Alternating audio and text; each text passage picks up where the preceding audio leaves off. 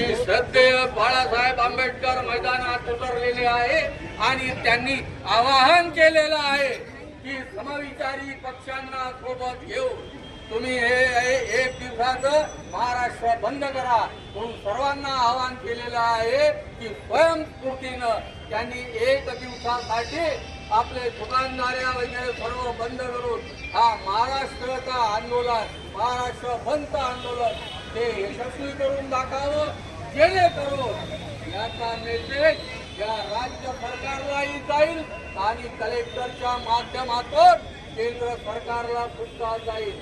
आमचं आंदोलन हे असंविधानिक आंदोलन नाही, आम्ही संविधानिक मार्गाने आंदोलन करणार आहोत. नमस्कार. आज संविधान चौकामध्ये इथे सगळे विद्यार्थी आणि आज प्रकाश आंबेडकर साहेबांनी महाराष्ट्र बंद करण्याचं आवाहन केलेला होता.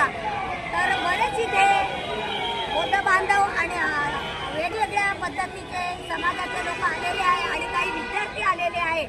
तर आज पोलीस निरीक्षण न चुकी होता आणि आज सगळ्यांना उचलून विनाकारण न बोलताना न आंदोलन करताना त्यांना डग्यामध्ये टाकून राहिलेले आहे.